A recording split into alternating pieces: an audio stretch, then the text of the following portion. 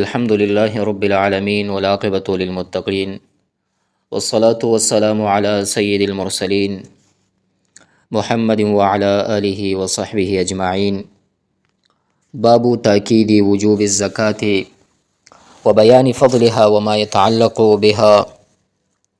دا باب د زکات په فرضیت په تاکید کې دی، و بیان فضلها او په فضیلت کې وما يتعلق بها او دې سره چې کم متعلقه احکامات دي داغي په بیان کې دي.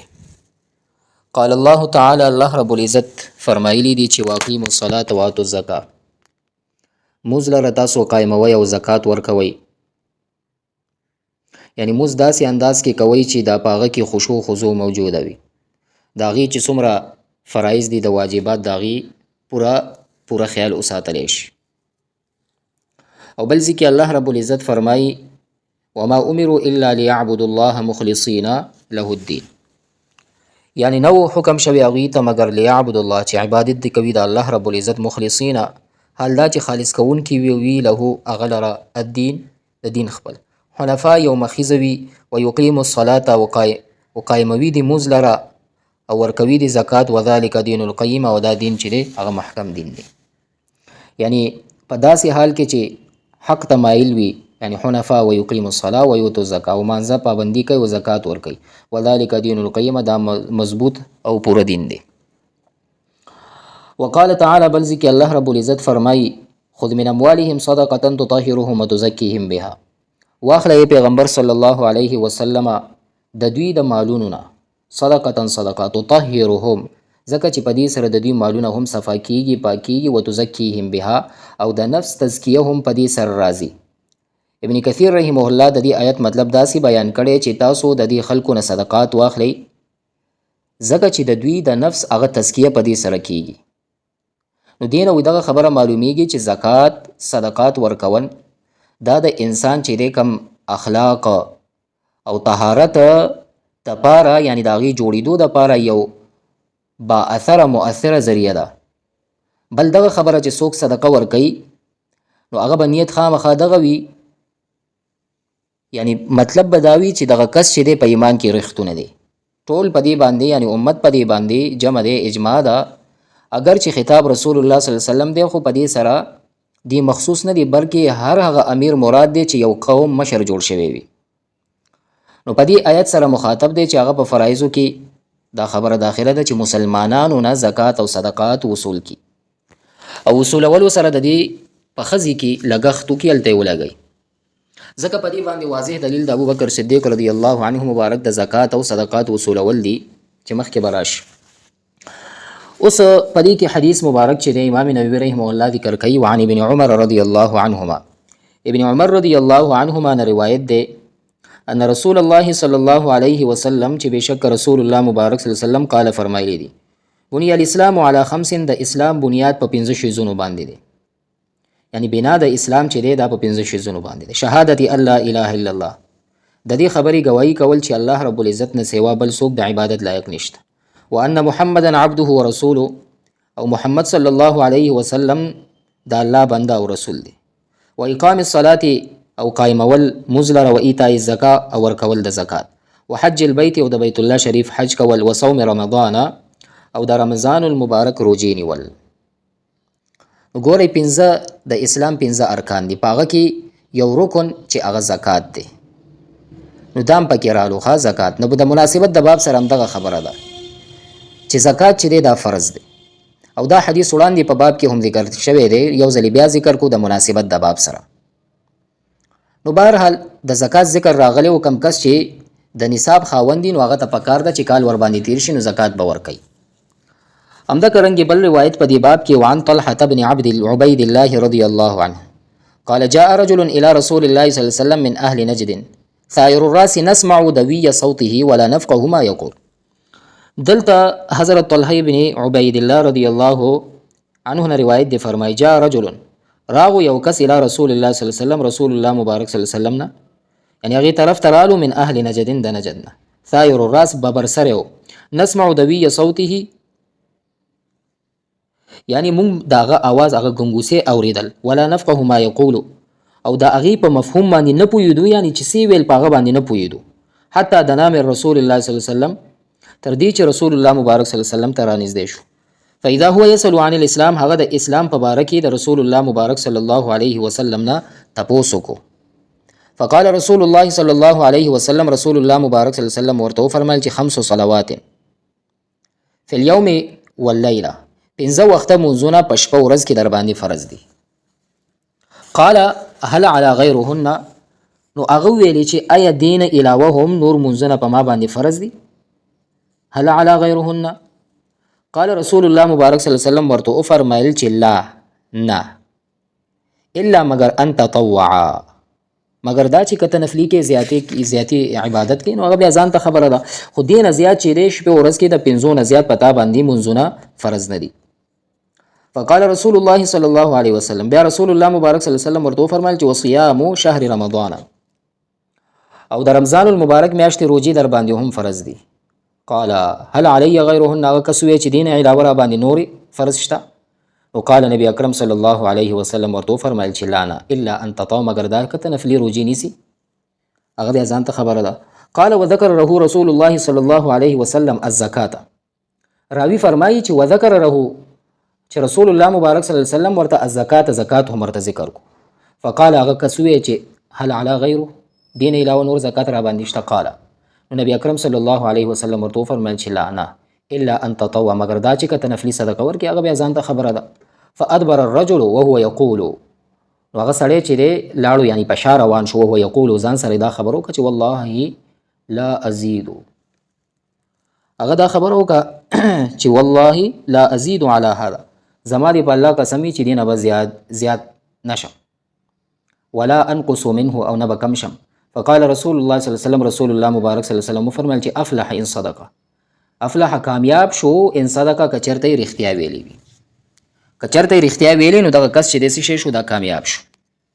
ګورئ دلته رالل چې یو کس راو، دینه مراد څوک دی خدا پته نه لګي، خو بهرحال دا مبهم کس دی، او دا رالل چې ثائر الراس، سر ویښتانې ببرونه، دینه معلوم شو چې هغه کس کم لرې ځای نه سفر کړی، نو هغې تپوس وکړو د اسلام په باره کې پوښتنې کولې، او د مناسبت د باب سره اوس دغه خبره ده چې هغه نور پکې ذکر نه که که نه، دلته شهادتین باره کې ولې پوښتنه ونه که، نو بهرحال دا ټول واردېږي، خو د مناسبت د باب سره دغه خبره چې هغه ویلي رسول الله مبارک صلی الله علیه وسلم چې زکات هم، نو زکات اهمیت دلته اوس مونږ او تاسو ته مصنف رحمه الله ذکر کوي چې دا زکات چې دی نه منون کی سره ابوبکر صدیق رضی الله عنه مبارک د جهاد اعلان کړو چې دې سره جهاد وکړي. نو بهرحال نو دیو فرمایل چې نه به زه دینه قسم په الله په هغه باندې نه به زیاتي کوم او نه به کمې کوم. نو بهرحال همدارنګې بل روایت په دې باب کې وعن ابن عباس رضی الله عنهما ان النبي صلی الله علیه وسلم بعث معاذا رضی الله عنه الى اليمن فقال ادعوهم الى شهادة ان لا اله الا الله. ابن عباس رضی الله عنهما نه روایت دی، هغه فرمایي چې نبی اکرم صلی الله علیه وسلم مبارک بعث معاذا الى اليمن، یمن طرف ته ولېږلو، فقال ادعوهم الى شهادة الله، ورته فرمایل چې دا خلک دې خبرې ته راوبله چې دوی د دې شاهدي ورکړي چې الله اله الا الله، چې نشته د لایق د عبادت الا الله مگر صرف الله دی، وانی رسول الله زد الله رسول یم صلی الله علیه وسلم. فانهم اطاعوا لذلك، کچری دا خبر دوی در سره ومني، نو بیا فعلمهم ان الله تعالی، بیا ورته دغه خبر ووایه چې په دې پوهې که چې ان الله تعالی افترض علیهم 5 صلوات، چې الله رب العزت 5 وختونه مونځ چې دی هغه فرض کړي فی کل یوم ولیله، یعنی شپې ورځ کې. فانهم اطاعوا لذلك، که دا خبر در سره تسلیم کی اومني، نو فعلمهم ان الله افترض علیهم، نو بیا ورته ووایه چې په دوی باندې فرض کړی دی الله رب العزت صدقه، تؤخذ من اغنیائهم، د مالدارو نه به دغه اغستل کیږي، وترد علی فقرائهم، او غریبانانو باندې به تقسیمیږي دغه، یعنی د مالدارانو نه به اغستل کیږي او په غریبانانو باندې به دغه تقسیمیږي. نو دا حدیث هم وړاندې ذکر شوی دی. نو دلته د امام نووي رحمه الله ځکه ذکر کو چې مونږ او تاسو ته د زکات اهمیت وښیي. نو دا د غریبانانو حق وي ښه، دا زکات چې دا دې ته ورکړل شي، مالدارو نه به اغستل کیږي او غریب ته به ورکول کیږي. همدارنګې بل روایت په دې باب کې وعن ابن عمر رضی الله عنهما قال قال رسول الله صلی الله علیه وسلم. ابن عمر رضی الله عنهما نه روایت دی، دا فرمایي چې رسول الله مبارک صلی الله علیه وسلم ارشاد دی چې امرت ان اقاتل الناس حتى يشهدوا ان لا اله الا الله وان محمد رسول الله.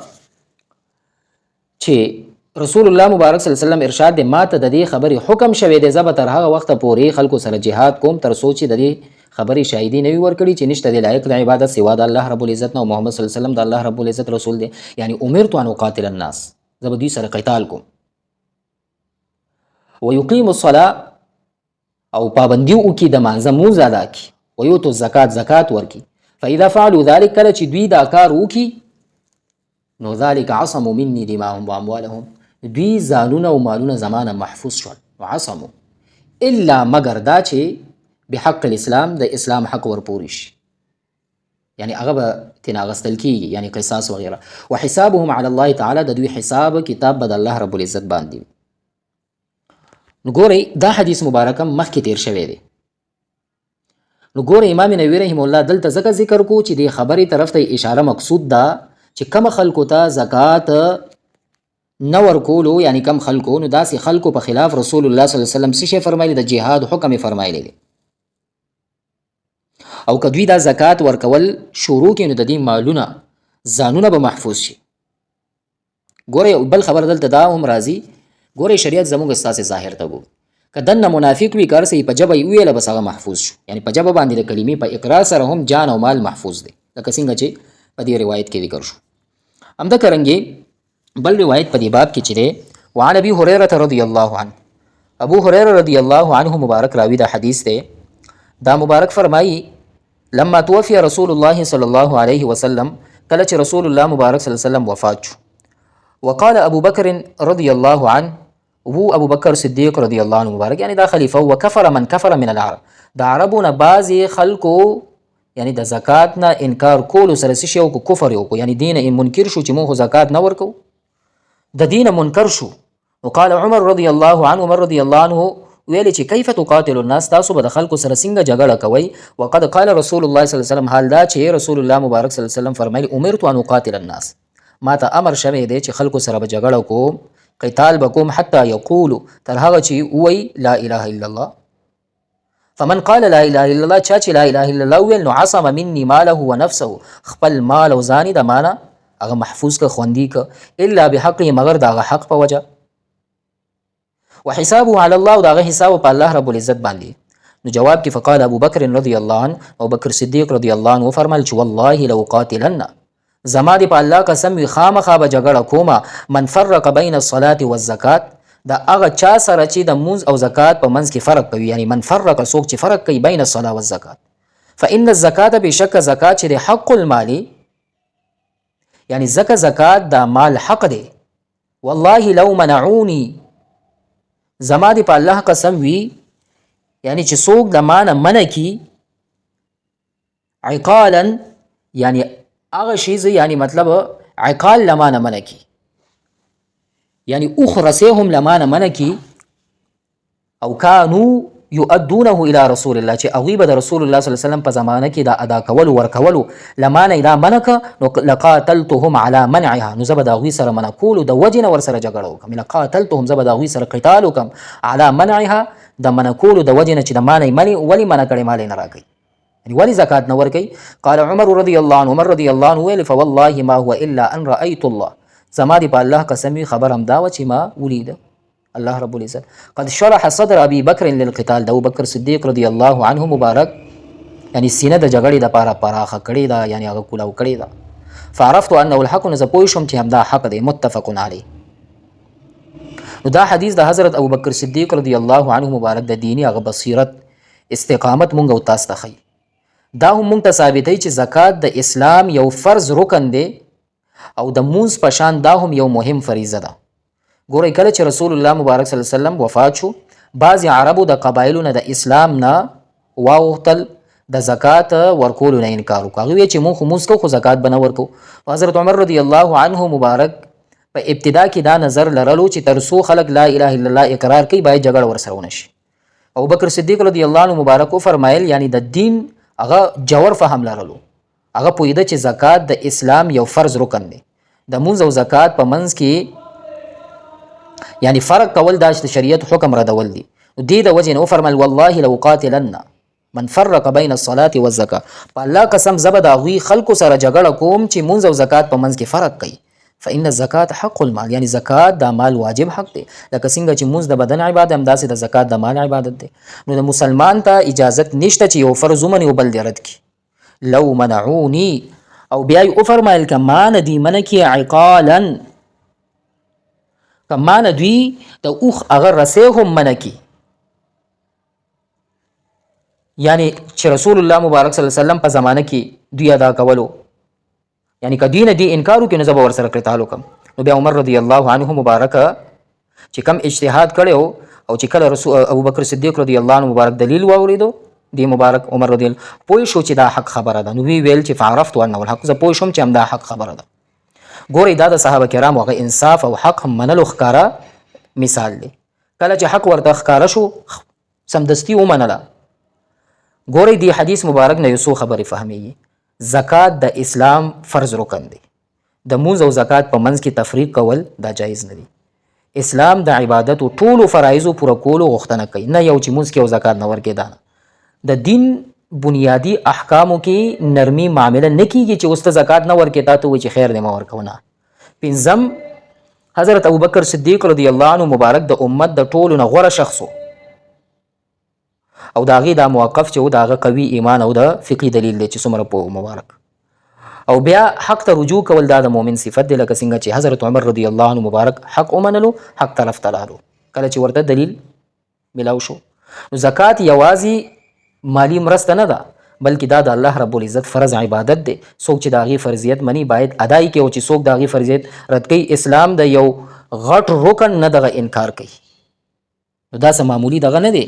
ابوبکر صدیق رضی الله عنه مبارک خو ورسره قتال شروع کړو چې تاسو څنګه دا خبره نه منئ. همدارنګې بل روایت په دې باب کې وعن ابي ايوب رضي الله عنه ان رجلا قال للنبي صلى الله عليه وسلم اخبرني بعمل يدخلني الجنه قال تعبد الله لا تشرك به شيئا وتقيم الصلاه وتؤتي الزكاه وتصل الرحم متفق عليه. دلته حضرت ابو ایوب رضی الله عنه روایت دی، هغه فرمایي چې یو کس رسول الله صلی الله علیه وسلم ته فرمایل ان رجلا بشک یو سړي قال فرمایل للنبي صلی الله علیه وسلم اخبرني ما ته خبر راکه بعمل داسې او عمل يدخلني الجنه چې زه هغې وجه باندې جنت ته داخل شم. قال نبی اکرم صلی الله علیه وسلم فرمایل چې تعبد الله ولا تشرك به شیئا، ته د الله رب العزت عبادت کوه، ولا تشرك به شیئا، د هغه سره شریک مه جوړوه، وتقیم الصلاه او د مونځ پابندي کوه، وتؤتي زکات او زکات ورکوه، وتصل الرحم خپلوانو سره تعلق جوړوه، خپلوانو سره تعلق جوړوه. ګوره په دې حدیث کې رسول الله مبارک صلی الله علیه وسلم یو څو اعمال ښیي. په هغه کې د مناسبت د باب سره یو عمل دام هم دی چې وتؤتي زکات، چې زکات ورکوه. نو دا زکات ورکول د جنت ته داخلیدونکي اعمالونه یو عمل په دې حدیث مبارک کې دا ښودلی شوی دی. همدارنګې وعن ابي هريره رضی الله عنه، ابو هريره رضی الله عنه مبارک فرمایي چې ان اعرابيا اتى النبي صلی الله علیه وسلم، چې یو کس رسول الله صلی الله علیه وسلم په خدمت کې حاضر شو، فرمایل چې اې د الله رسوله چې دلني على عمل ما ته وښایه داسې یو عمل چې دا عملته دخلت الجنه، چې زه د هغه عمل وکم او زه جنت ته داخل شم. قال رسول الله مبارک صلی الله علیه وسلم فرمایل چې تعبد الله لا تشرك به شیئا، تا د الله رب العزت عبادت کوه، د هغه سره هیڅ شی مه شریکوه، او ورسره وتقیم الصلاه وتؤتي الزکات المفروضه، او مونځ قایموه او زکات ورکوه فرضي زکات، وتصوم رمضان او د رمضان المبارک روجې نیسه چې کم فرضي دي. قال والذي نفسي بيده لا ازيد على هذا، دوی ویلي چې زما دې په الله قسم وي چې زه به په دې باندې نور څه زیاتی نه کم. فلما ولا کله چې هغه سړی لاړو نو قال النبي رسول الله مبارک صلی الله علیه وسلم فرمایل چې من سره ان ينظر الى رجل من اهل الجنه فلينظر الى هذا. رسول الله مبارک صلی الله علیه وسلم او فرمایل چې کم کس زړه غواړي چې زه د جنتی سړی وینم نو هغه دغه سړی ته ګوري. ان ينظر الى رجل من اهل الجنه نو فلينظر الى هذا، یعنی فلينظر الى هذا دې کس ته وګوري. ګورئ یو کس راځي رسول الله مبارک صلی الله علیه وسلم نه تپوس کوي، نو هغه ورته یو څو خبرې کوي. هغه ورته وایي چې تعبد الله، ته د الله رب العزت څه شی کوه، عبادت کوه، د هغې سره شریک مه جوړوه، مونځ کوه او زکات ورکوه. نو دلته عمل ښیي، تعبد الله یعنی عبادت کوه او بیا وتؤتي الزکات المفروضه او فرضي زکات چې دی هغه ادا کوه. نو دا جنتی عمل ښودلی شوی دی، یعنی زکات ورکول. همدغه رنګې په دې کې بل روایت وعن جرير بن عبد الله رضي الله عنه قال، جرير بن عبد الله رضي الله عنه قال دا فرمایي بایعت النبي صلی الله علیه وسلم، دا مبارک فرمایي چې ما د رسول الله صلی الله علیه وسلم سره په دې خبره باندې بیعت کړی على اقام الصلاه چې زه به د مونځ پابندي کوم، دا به قایموم، و ایتاء الزکاه او زکات به ورکوم، والنصح لكل مسلم او د هر مسلمان سړي به هغې ته به ښېګړه کوم، هغې ته به نصیحت کوم. نو ګورئ دا حدیث مبارک هم مخکې دا بیان شوی. نو امام نووي رحمه الله د باب مناسبت د وجې نه یو ځل بیا ذکر کو. نو ګورئ د زکات اهمیت بیانېږي چې رسول الله مبارک صلی الله علیه وسلم په زکات ورکولو باندې بیعت اخیستی دی. علما فرمایي چې مونځ او زکات په بدني او مالی اعمالو کې تر ټولو نه زیات اهم دی. نو ځکه یې دلته ذکر که کنه، نو ټول دین مراد دی. لکه څنګه چې په یو بل روایت کې راځي چې رسول الله صلی الله علیه وسلم صحابه کرامو نه په دې خبره بیعت واغستو چې هغوی به خبره اوري او اطاعت به کوي، هغه به مني هم، په هغې به پیروي کوي. ګورئ په مونځ او زکات باندې هم دلته دا بیعت رالو، یعنی د مناسبت د باب سره دغه خبره چې رسول الله مبارک صلی الله علیه وسلم سره یو صحابي بیعت کړی دی په څه باندې چې زه به زکات ادا کوم چې کوم فرضي زکات دی.